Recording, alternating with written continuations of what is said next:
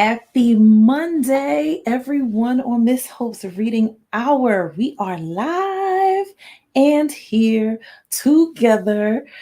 So glad to see you all. Welcome to Miss Hope's Reading Hour. Of course, I am Miss Hope. I'm so glad to see you all. Just a second, everybody. Something's a little strange. Just trying to make sure that nothing goes out while we're having Miss Hope's Reading Hour. Okay, so welcome everyone to Miss Hope's Reading Hour. I am Miss Hope, of course. I'm so glad to see you all. Hope that you all had a great weekend. So it was kind of rainy this weekend. It was kind of cool too. I went out to check my place and I was like, wow, it is cool out here. Fall is a coming. Okay. So it's almost school time. Fall is close, but not that close because we still want to keep some summer. Okay. So let's not rush it. All right. Fall is coming, but we're still in summer. So let's not rush it. Okay. All right. So hopefully you had a great weekend. What did I do this weekend? I really didn't do a whole lot, only because it was raining so much. Raining a lot. I put out my containers so that I could collect rainwater because I know how much the plants love the rainwater. So I put those out, and that's when I went outside and realized how cool it was outside in the morning. And then later on in the afternoon, it got kind of warmer. But I was like, yeah, this feels great. So yeah, no heat wave yet, but I have a feeling that before the summer is over, there will possibly be another heat wave. And that's fine because you can always get wet, or I've seen a lot of my friends going to water parks and stuff, and they have all been doing really great. All of my kids that I've seen going to water parks and things like that, they've been doing really great. Proper social distancing and wearing a mask. You've all been doing a great job. Thumbs up to all of you and to all of the parents who have been making sure that you're doing what you need to do to keep yourself and other people safe. So good job. Um, but other than that, I didn't do a whole lot. Not a whole lot, because it was kind of like a sleepy weekend because it was kind of overcast. It was a little cooler. So that's pretty much what I did. I just chilled, you know? Um, so welcome to Monday, a marvelous Monday, okay? It is marvelous. Why? Why is it marvelous, friends? It's marvelous because I get to be here with you all. I get to read some great books for you all, and we get to hang out together. So, I just want to encourage you all on Facebook, on Instagram. I want to encourage you, and even on YouTube, when you see this video, even though I don't think on YouTube you can put up polls and things, but if you see this video on YouTube, YouTubers, I would like you to do this. Those of you who decide to subscribe to the Miss Hope's Reading Hour channel, what I need for you to do is in the comments, can you say what time during school time, during the school year, would be the best time for Miss Hope's Reading Hour to come on? I don't want you guys to forget that when school time starts, we are going to change the time of Miss Hope's Reading Hour. Why are we going to do that? Because right now, Miss Hope's Reading Hour broadcasts from 3 to 4 on Mondays, Wednesdays, and Fridays. But most kids get out of school either virtual or in person. They end school around 3 o'clock. So if you've been on all day you might not want to get right back on. Okay. You got to have some time to get a snack, maybe take a nap, maybe go outside a little bit. Miss Hope is thinking about you. Okay. She is. I'm telling you, she's thinking about you. So, for those of you on YouTube, when you see this video, please put in the comments what time do you think would be best to do Miss Hope's reading hour during school time, during the school year. So here are the options: either 5 o'clock p.m., 6 o'clock p.m., or 7 o'clock p.m. Okay, so again, the choices are 5 o'clock p.m., 6 o'clock p.m., or 7 o'clock p.m. Those are the options. Now, I know on Facebook that some people have voted, and 6 o'clock p.m. is okay. So JJ So Cool on YouTube has said 5 o'clock. Now, I need more people to vote because so far there are some people on Facebook who have voted for 6 o'clock, for 6 o'clock p.m. Okay. So I need for you, if you are on Facebook, please, in the Facebook group, I need you to vote. The poll is still up there, so I need you to vote. On Instagram, when you see the video, actually, I may make you guys your own special video. Okay. I may make you your own special video so that you can vote on that video. So I want you to vote in the comments of the video on YouTube, because unfortunately on YouTube, I'm sorry, on Instagram, sorry, on Instagram, when you do a poll, there's only 2 choices on the poll, but of course we have 3. So I want you to vote in the video whether 5 o'clock, 6 o'clock, or 7 o'clock p.m. is your choice for Miss Hope's reading hour to be broadcast. Okay. So that's what I need for you all to do. I need for you to vote. I need for you to vote. Okay. Because if there's only a few people, but most of them vote for one time, that's the time that I'm going to have to go with. So probably next week, I'm going to give you the deadline. Maybe this week, I'll give you the deadline for making those votes. Okay. Because here in Philadelphia, we start school on the 2nd of September. Okay. So I need to know before the 2nd of September because I still want to be here for you all. Okay. Now let us get into these books that we have for today. If you saw the teaser for today, we're talking about some machines. Now, I noticed that I had these books that came from donations. Both of these books came from donations, one from my school and one from the books that my friend Andrea donated. So, they were about machines, and I was like, I want to read these because I know that there are some kids who are really into machines and construction and building things. So that is what we are going to read about today in our first 2 books. I'm trying to think if one other book might sneak in there, so it might possibly be a 4-book day. I'm not sure. We will see. Okay. And also, we got to go back to Belly Up because we're getting into some stuff with Teddy and Summer and them both talking, and Summer finding out for the first time that Teddy thinks, or anyone thinks, that something that was not right happened to Henry the Hippo. Okay. So our first book is our teaser. It is called Mike Mulligan and His Steam Shovel.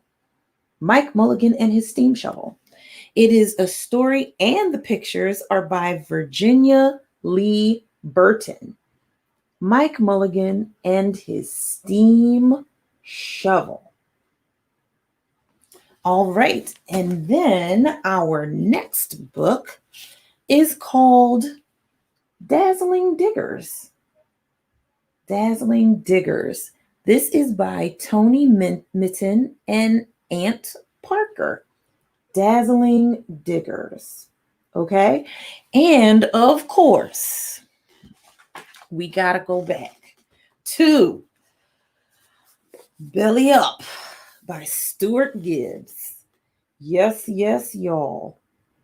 We have to find out what's going on with Teddy and Summer. And what are they hiding so much? Remember, he said, wait a minute. Why do they need to hide the hippo encampment so much, like where Henry used to live? Why are they guarding it so much? There are questions, and they are going to find out the answers. Okay? All right. Now, let us get into the books. Our first book, Dazzling Diggers by Tony Mitten and Ant Parker. Dazzling Diggers. Now, I'm going to tell you a secret. I always liked looking at construction sites.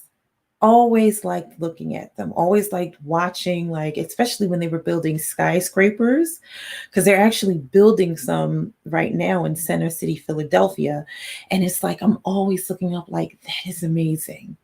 I don't know if I could be all the way up there. I would be terrified. Like, how thick is the foundation of this building? Like the bottom part that's made of all of stone and concrete. Like how thick that must be to hold this whole big building.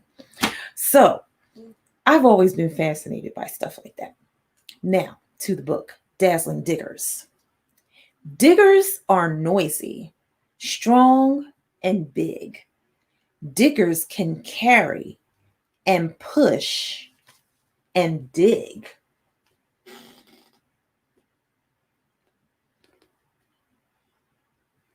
Oh, I'm sorry. I forgot our ambiance, friends. Since we're doing construction, since we are doing construction, diggers have shovels to scoop and lift, blades that bulldoze, shunt, and shift.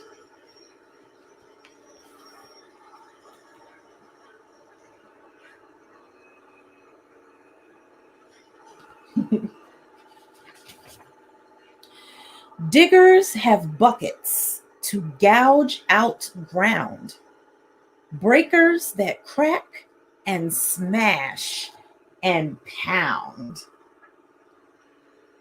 See, that's the part I would like. Like just digging up stuff and crushing and pounding things. That was so cool. Diggers move rubble and rocks and soil. So diggers need drinks of diesel oil.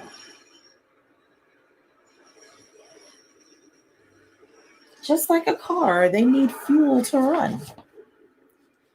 Some have tires and some have tracks. Some keep steady with legs called jacks.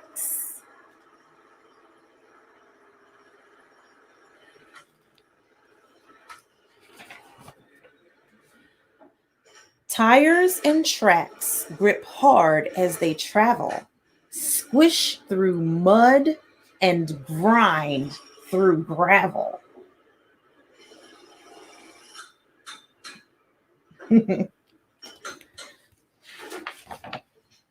Diggers go scrunch and squelch and slosh. This dirty digger needs a really good wash.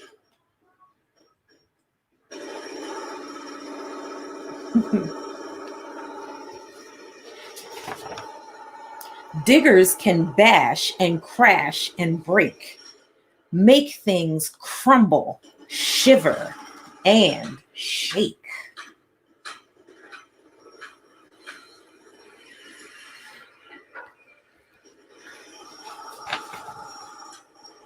Diggers can heave and hoist and haul.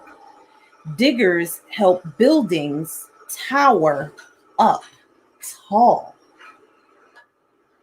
like those skyscrapers.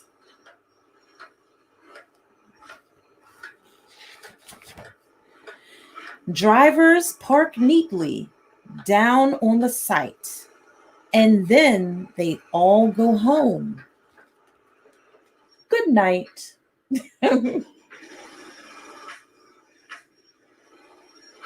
Sometimes they work in the middle of the night too. So if you're curious about a digger, let me show you some of the parts. So right here, those are called the levers. These control different parts of the digger. Of course, right here is the tire. This helps the wheel to grip the ground and get the digger moving. Right here, they were talking about the jacks, remember? That's a jack. This holds the digger steady when it's lifting or digging. Right here is the blade. This is for knocking down and pushing along. Right here, that's what a breaker looks like. This is for cracking concrete or lumps of rocks. Over here, those are the tracks. These help the digger to travel over slippery or bumpy ground. Right here is the piston. That's the piston. This is a strong pump that makes parts of the digger move around. And last but not least is the bucket. This is for digging and scooping out. So, now you know the parts or some of the parts of a dazzling digger. Imagine you were one of the people who built those things. Do you know you can do that? Do you know that's a job? Do you know that you can make a living doing that? That would be pretty awesome. And those parts are so huge. Imagine being somebody who builds those huge things. Not just building the buildings, but building the machines that build the buildings. You can do that if you want to. You can do anything if you put your mind to it. All right, for our next book, we're still building Mike Mulligan and his steam shovel. Story and pictures by Virginia Lee Burton. I want to see how old this book is, like when it was first written, because Miss Hope is interested in that kind of stuff. Let's see. 1976. Like I told you, old stories are still good. Mike Mulligan had a steam shovel, a beautiful red steam shovel. Her name was Mary Ann. Mike Mulligan was very proud of Mary Ann. He always said that she could dig as much in a day as 100 men could dig in a week.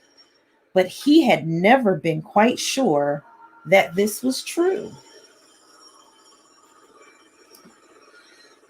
Hey, you got to brag on your steam shovel, you know?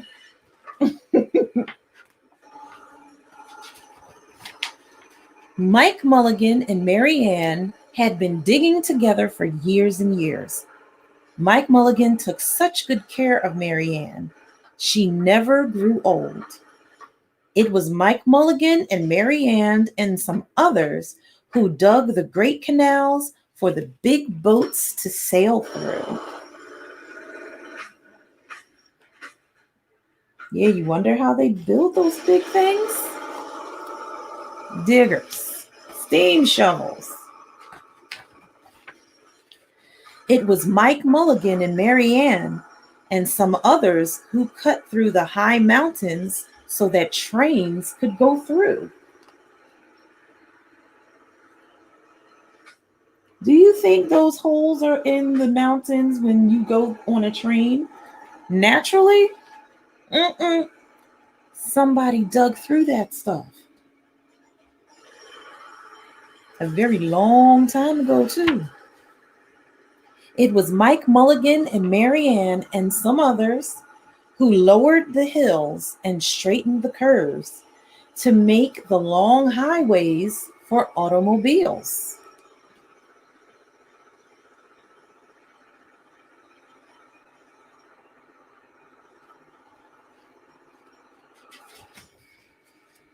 It was Mike Mulligan and Mary Ann and some others who smoothed out the ground and filled in the holes to make the landing fields for airplanes.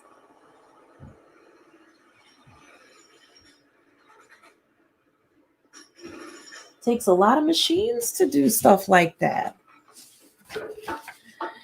And it was Mike Mulligan and Mary Ann and some others who dug the deep holes for the cellars of the tall skyscrapers in the big cities.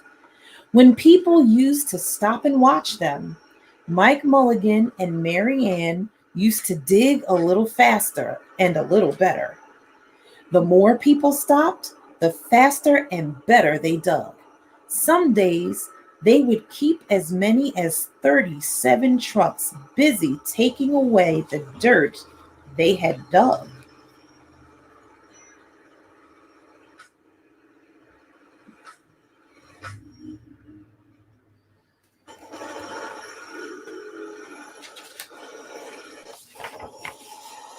Then along came new gasoline shovels, and the new electric shovels, and the new diesel motor shovels, and took all the jobs away from the steam shovels. Mike Mulligan and Mary Ann were very sad.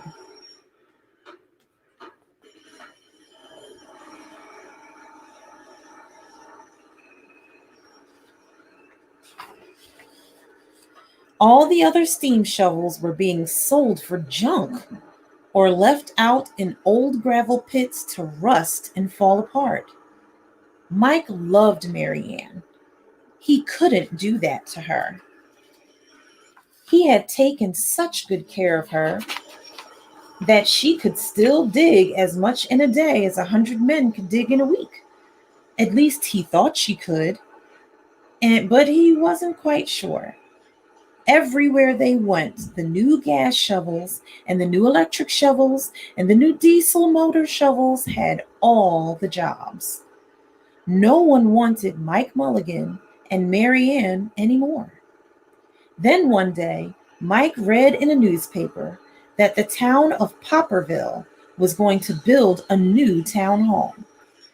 We are going to dig the cellar of that town hall. We are going to dig the cellar of that town hall, said Mike to Mary Ann. And off they started.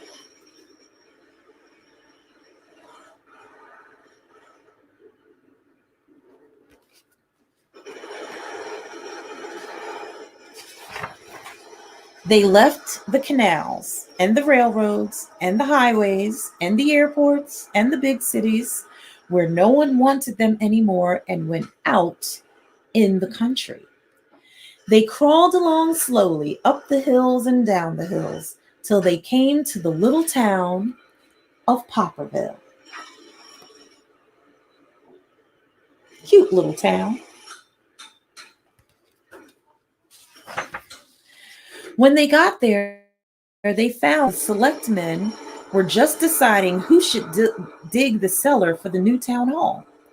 Mike Mulligan spoke to Henry B. Swap, one of the selectmen. I heard, he said, that you are going to build a new town hall. Marianne and I will dig the cellar for you in just one day." "What?" said Henry B. Swap. "Dig a cellar in a day?"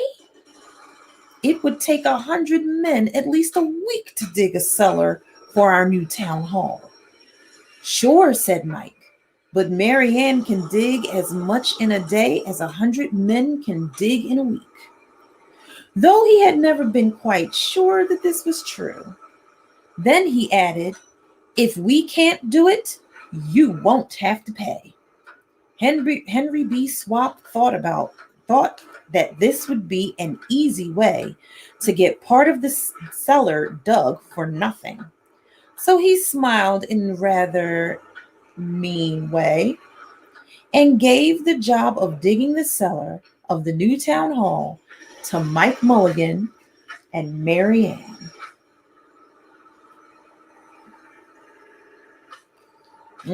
He thought he'd get away with it. Like, we won't have to pay them. There's no way they can build that in a day. They started in early the next morning, just as the sun was coming up. Soon a little boy came along. "Do you think you will finish by sundown?" he said to Mike Mulligan. "Sure," said Mike, "if you stay and watch us. We always work faster and better when someone is watching us." So the little boy stayed to watch.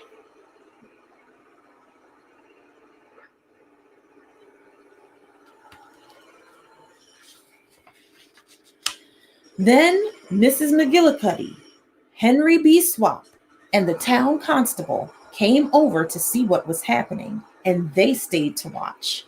Mike Mulligan and Mary Ann dug a little faster and a little better. They do better when they watch. This gave the little boy a good idea. He ran off and told the postman with the morning mail, the telegraph boy on his bicycle, the milkman with his cart and horse, the doctor on his way home, and the farmer and his family coming into town for the day. And they all stopped and stayed to watch. That made Mike Mulligan and Mary Ann dig a little faster and a little better. They finished the first corner neat and square, but the sun was getting higher. Oh, so that means that's the middle of the day. That means it's the middle of the day. Clang, clang, clang. The fire department arrived. They had seen the smoke and thought there was a fire. Then the little boy said, "Why don't you stay and watch?" So the fire department of Popperville stayed to watch Mike Mulligan and Mary Ann. When they heard the fire engine, the children in the school across the street couldn't keep their eyes on their lessons. The teacher called a long recess, and the whole school came out to watch. That made Mike Mulligan and Mary Ann dig a little faster and a little better. They finished the second corner neat and square, but the sun was right up in the top of the sky. Oh, it's getting later in the day.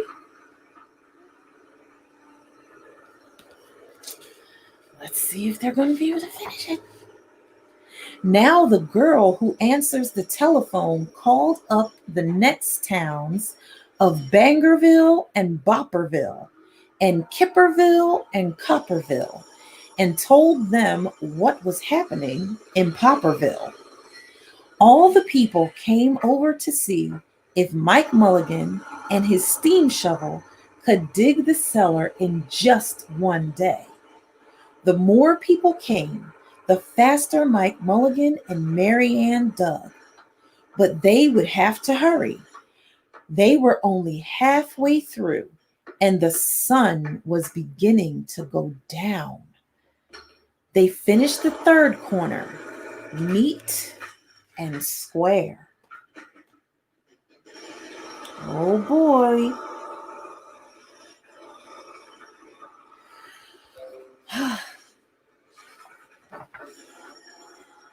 Never had Mike Mulligan and Mary Ann had so many people to watch them.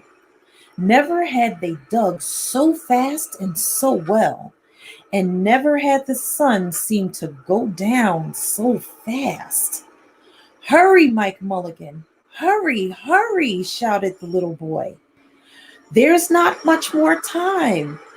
Dirt was flying everywhere, and the smoke and steam were so thick that the people could hardly see anything. But listen, bing, bang, crash, slam, louder and louder, faster and faster.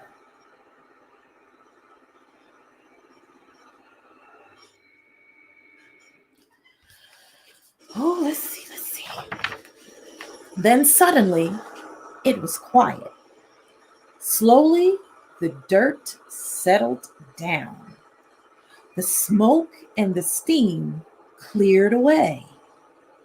And there was the cellar, all finished. 4 corners, neat and square. 4 walls, straight down. And Mike Mulligan and Mary Ann at the bottom.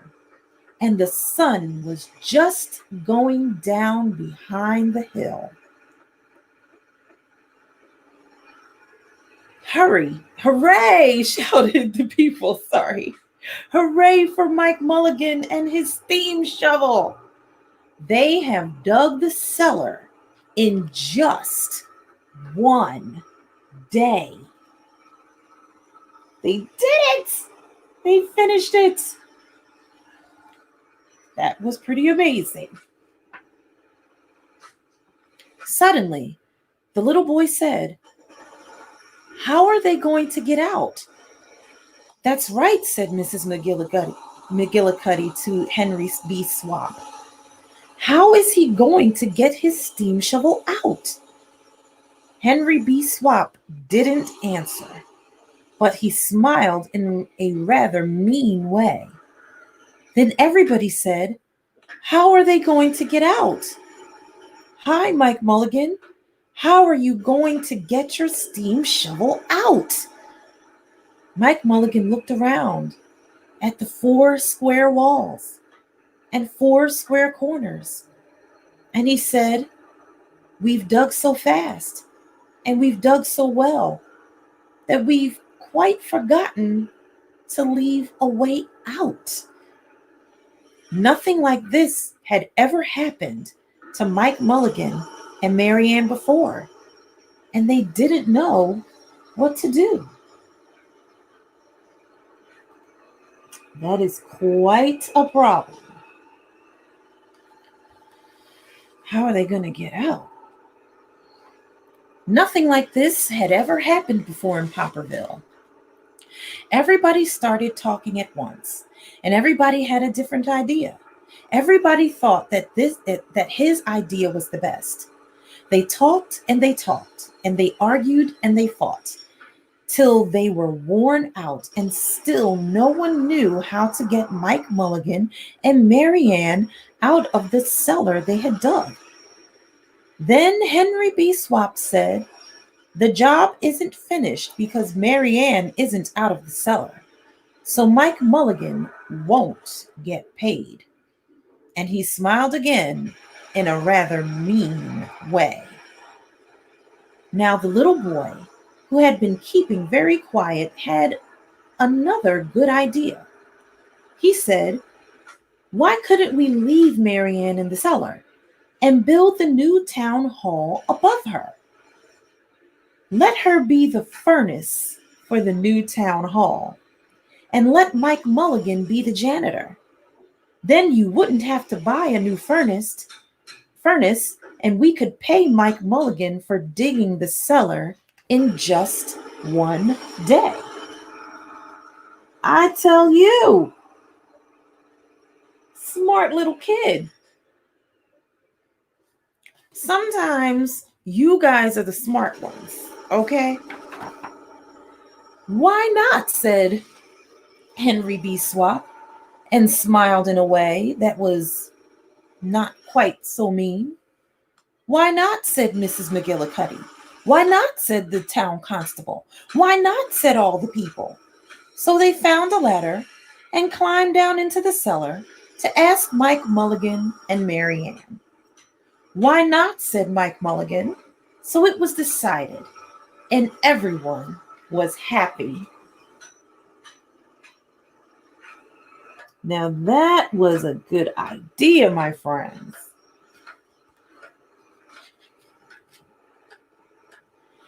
They built the new town hall right over Mike Mulligan and Mary Ann. It was finished before winter.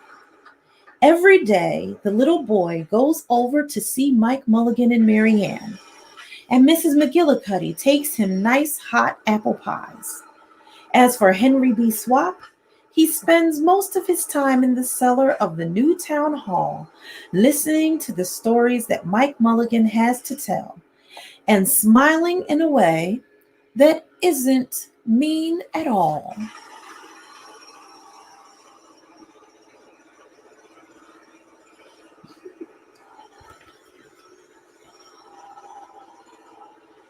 Now, when you go to Hopperville, be sure to go down in the cellar of the new town hall.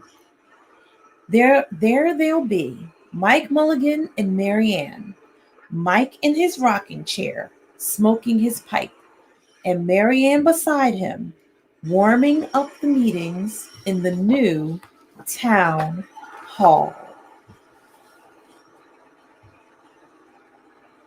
The end. Wow. What an idea. Why not let them be in the basement? Because remember, the steam shovels, they weren't using them anymore. So eventually, Mike Mulligan was going to have to think about what to do with Mary Ann. But now Mary Ann still gets to be in use because she is now the furnace of the new town hall. And Mr.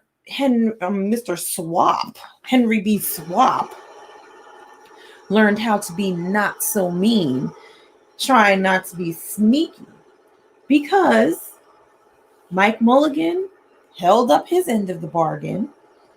And so, Mr. Swap, you have to hold up yours. So, this story has a lot of different lessons to it. Lessons like you don't always have to let go of things that you think are old, whether they're machines or people. I'm going to leave that right there. Because, things that are older still have value.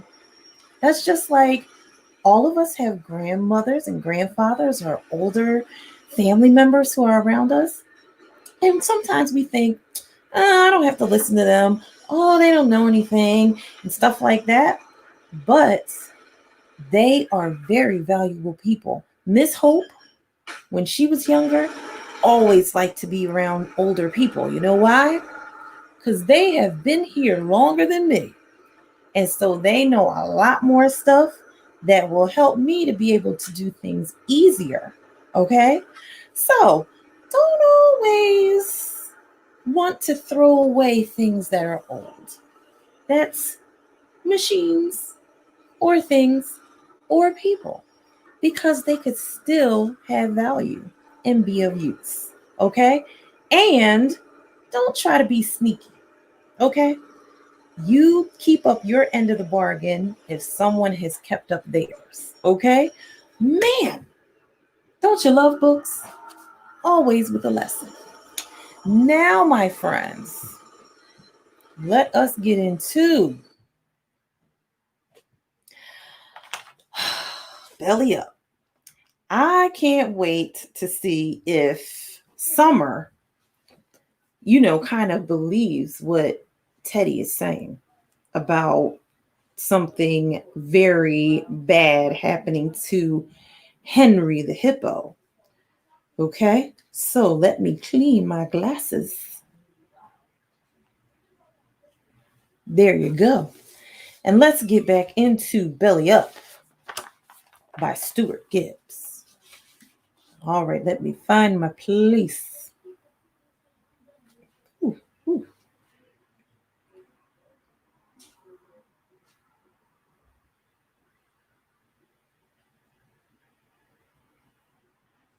All right. So I told her everything about finding Henry dead, sneaking into the autopsy, Doc's murder theory, how I'd called the police to no avail, and the heel print outside our trailer. Right up to how I'd been scoping out Hippo River. I was nervous at first, worried she'd think I was some loser with an overactive imagination, but she seemed really into what I had to say. Summer didn't simply listen the way Mom had, though. She interrupted me constantly, and yet it wasn't annoying the way it was when most people interrupted. It was kind of fun because Summer had some good ideas and asked lots of smart questions. She turned out to not be self absorbed at all. Instead, she was interested in all sorts of things. She was fascinated by my mother's work, forcing me to go off on a whole digression about her research. And then she'd been really excited about my life in the jungle, asking me about everything from whether I'd ever seen lions make a kill to how our pit toilet worked. By the time I finally finished my story, over an hour had slid by, and I had to keep reminding myself that this was Summer McCracken I was sitting there talking to, because she didn't really seem much like the girl in the pictures of the supermarket checkout magazines. Instead, she seemed like, well, a friend. I hadn't had many friends my age. The kids in Atlanta had thought I was some weird jungle boy from Africa, and we lived too far from any other children in Texas. So making a new friend was a rare experience for me. After my story was done, Summer nodded thoughtfully, taking it all in, and then said, I know how to get into Hippo River. For maybe the 200th time since meeting her, I was thrown. You mean you want to help me find out what killed Henry? Well, it's either that or go back home and watch TV.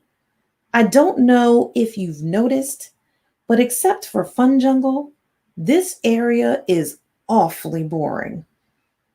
Summer smiled, and I couldn't help but smile back. I couldn't believe what she was offering.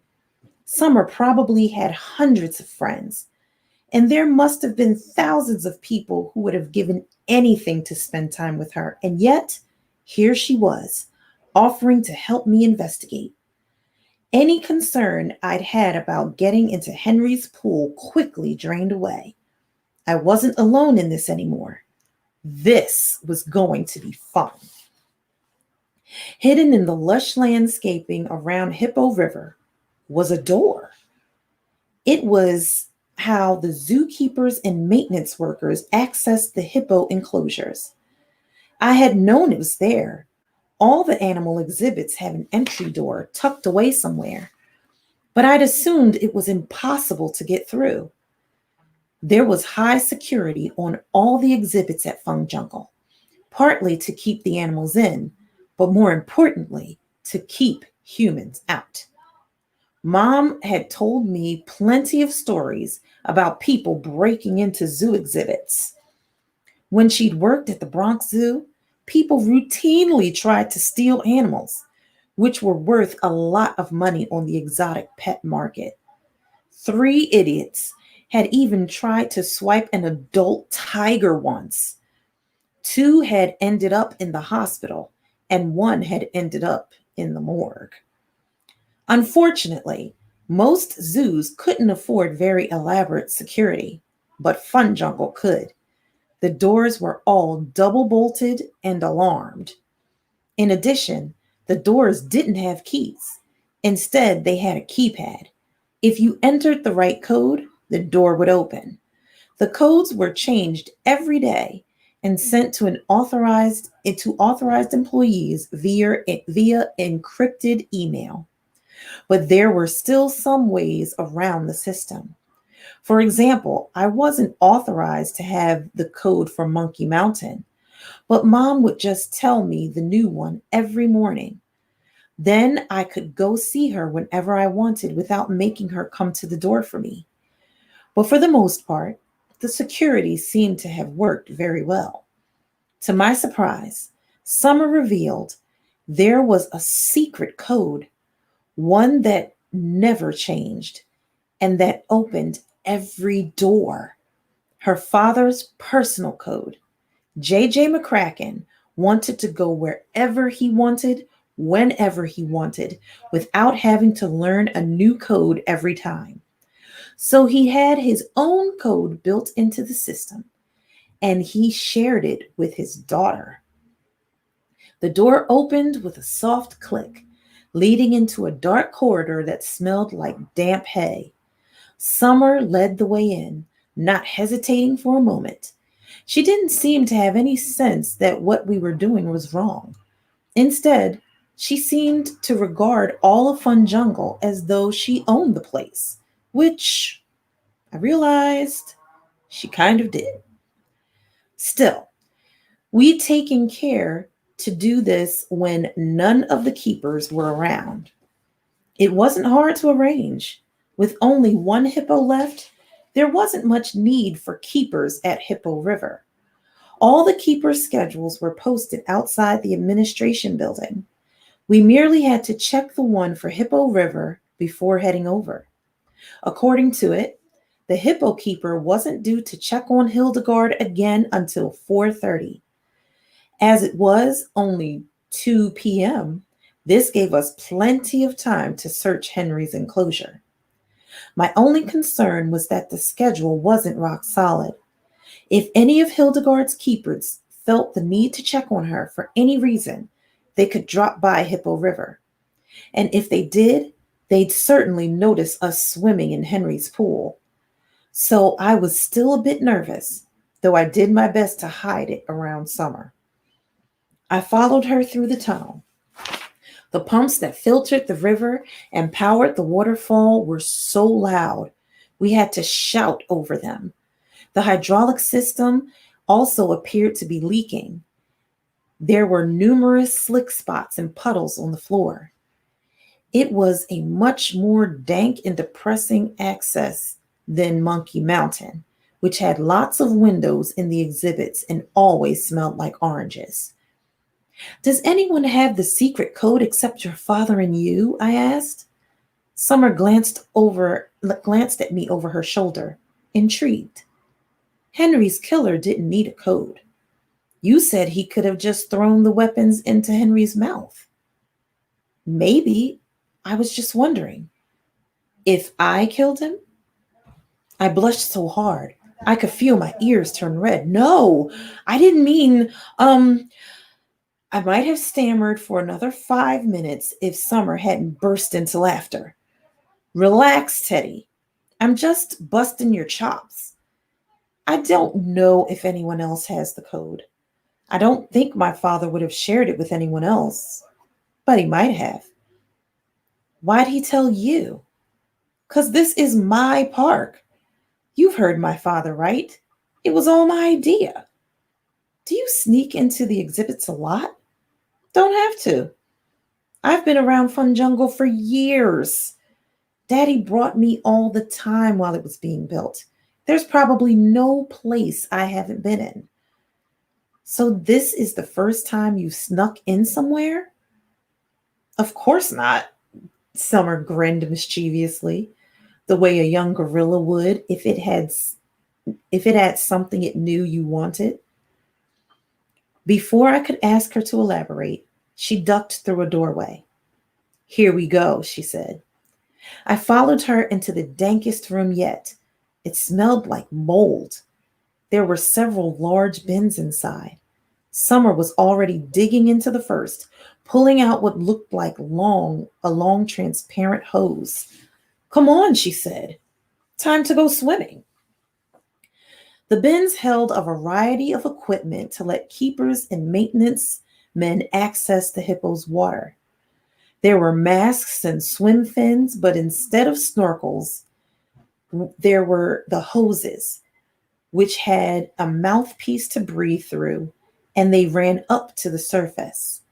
This allowed people to spend as much time as they wanted underwater without needing scuba gear, which J.J. McCracken considered dangerous and expensive. The hoses were heavy and unwieldy, but we eventually lugged all the equipment through the tunnels, up a flight of stairs, and out into Henry's enclosure. It was weird being on the other side of the fence. I had spent countless hours looking into this enclosure, but I'd never had the chance to enter it before. As the viewing areas were all barricaded, no one could see us except for the tourists crowded at Mfundisi Scenic Viewpoint. And their view was so limited, it wasn't hard to stay out of their line of sight. To be safe, though, we piled the gear in a small protected cove, well hidden from view. I eyeballed the water cautiously, still concerned about hippo poop. But with Henry gone, the water looked significantly cleaner, more blue than brown. And it appeared that after Henry's body had been removed, someone had dispatched a crew to spruce up the place. Henry's favorite backwater, which had concerned me the most, didn't look like a sewage dump anymore. The whole area smelled vaguely like bleach. "It's been cleaned," I said. "Thank God," Summer replied. "But if the poop's gone, then the stuff that was in it might be gone too." "Not necessarily. Hippo poop usually floats on the surface.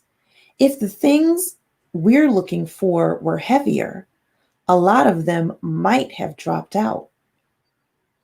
I stared at Summer, impressed. She was right. I'd never met an American girl who knew about hippo poop before, or anything about hippos, really. Summer continued on, scoping out the river. "I think it'd be best to look on the bottom side of the deepest parts. It's probably only 10 or 12 feet there." She selected a diving mask and then, to my astonishment, started to unbutton her shorts. I must have done a poor job hiding my surprise because Summer looked at me and said, "What? We're not putting on bathing suits? Did you bring one?" "No, I thought they had them here or something." Summer laughed. "For kids who want to break in? I mean, for the keepers. I thought we could use them." No such luck. I could feel myself turning red again. Summer had a talent for embarrassing me, which she seemed to find amusing. "Don't have a heart attack," she said. "I'm keeping my undies on." With that, she dropped her shorts and nonchalantly kicked them aside. It seemed wrong to stare, so I averted my eyes and looked at my feet instead. "You can keep your shorts on if you want," Summer told him, "but it'll be more comfortable if you don't." I heard her footsteps race away, and then a slight splash as she dove into the pool. When I looked back, she was already gone from sight. Only her breathing hose was visible as it snaked out of the water.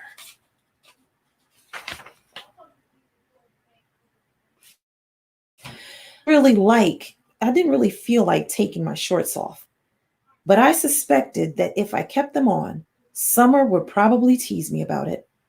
which seemed worse than just going swimming in my underwear. So, as quickly as I could, I peeled off my clothes, down to my jockey shorts, grabbed a mask, and slipped into the water.